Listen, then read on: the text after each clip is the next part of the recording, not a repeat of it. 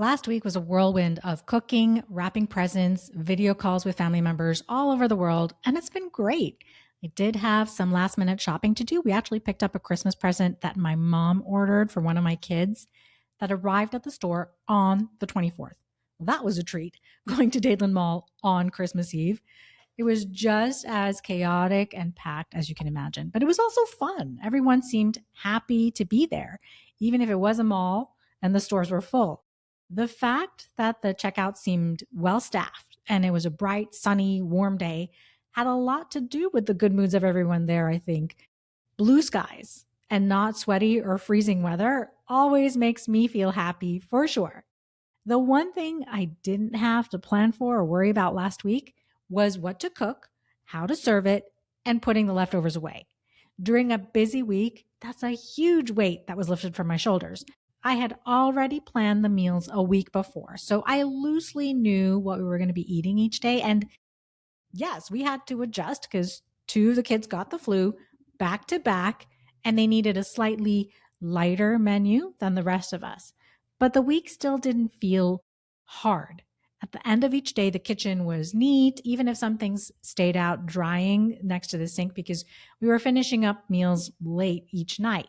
And leftovers were in the fridge. The next day's ingredients were on one side of the fridge, too. Things felt in place, ready for the next day's events. Have you noticed that when your kitchen is messy, everything feels harder?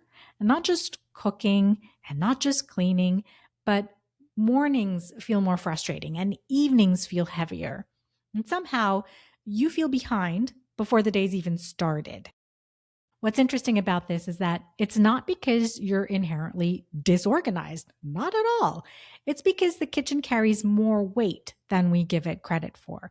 And today we're talking about why a decluttered kitchen isn't just a nice to have for working moms, it's foundational. And why, when this one space works, your whole life starts to feel lighter.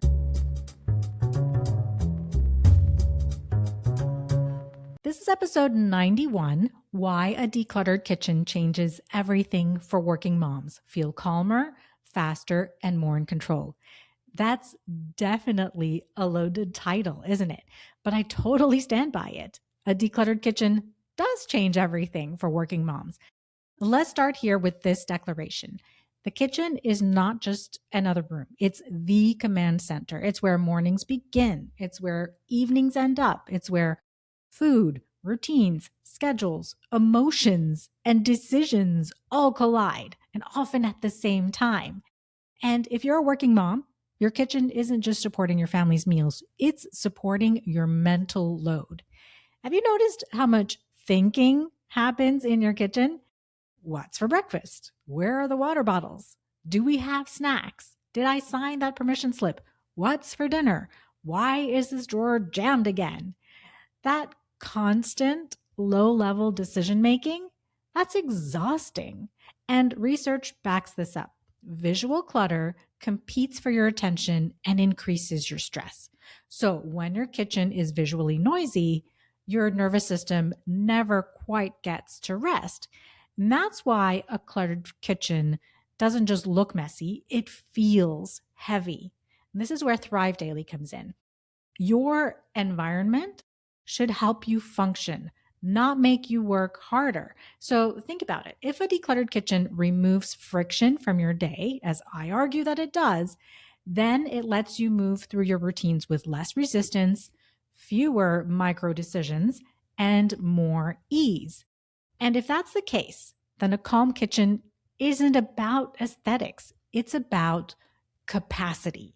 Your capacity for patience, for connection with other people, and for energy at the end of the day. So when there's less visual noise in your kitchen, you have more capacity for each of those things: patience, connection, and energy, all of which you need to thrive in your home and in your life on a daily basis, right?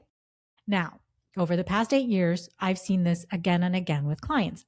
The same woman who runs meetings, manages high-level teams, and handles complex work feels scattered in her own kitchen. And the shame creeps in. I should be better at this. Why can't I keep up?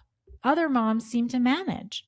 But the truth is that you're not failing. Your kitchen is overburdened, it's holding too much stuff and too much responsibility. When we live light, when we intentionally reduce what a space has to hold, something really powerful happens. You stop bracing yourself when you're about to walk into a room, and that's when you start to love your home again. So I want you to pause for a second right now and ask yourself, how do I feel when I walk into my kitchen in the morning? Does this space support the pace of my real life, or does it fight it? What would it give me if this room felt calmer? Just notice for a minute. I've been saying this more often recently, but yeah, I find that in our Choose the Organizer community that you're a part of, because you listen to this podcast, well, I find that you're all very action driven. You get stuff done, you solve problems. Even when you're knocked off balance by something, you may feel crushed for a minute, but you're always thinking about how to solve the problem. So, taking the time to notice is not something you easily do around here because it doesn't feel like an action. You're not solving anything by just noticing. But boy, noticing is the first step of solving the problem, isn't it? You need to notice what you feel like when you walk into your kitchen in the morning, because what you get caught up in there as you're starting your day does carry into the rest of the day and into the evening. So, what helps you feel clearer and allows you to take action in your kitchen? Is it a well defined coffee area? And what's fighting against a seamless morning? Is it making lunches, finding the individual pieces that need to go into those lunch boxes? And in the evenings, what's supporting your dinner time routines? Is it that all the items that you need for cleanup are easy to access under the kitchen sink? And what's causing you to become frustrated in the evening? Is it a cramped pots and pans drawer or a messy, jam packed under sink cabinet where you don't remember really what's in the back of that cabinet anymore?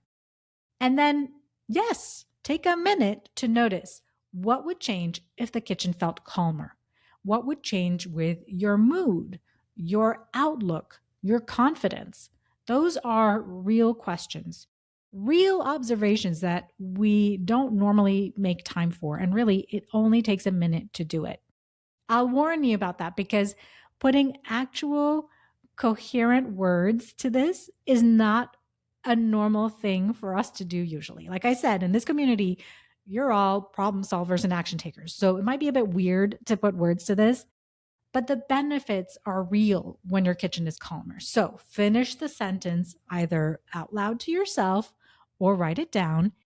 If my kitchen was calmer, it would, what would it mean? Would it make you feel a certain way? Would it make your day run a certain way?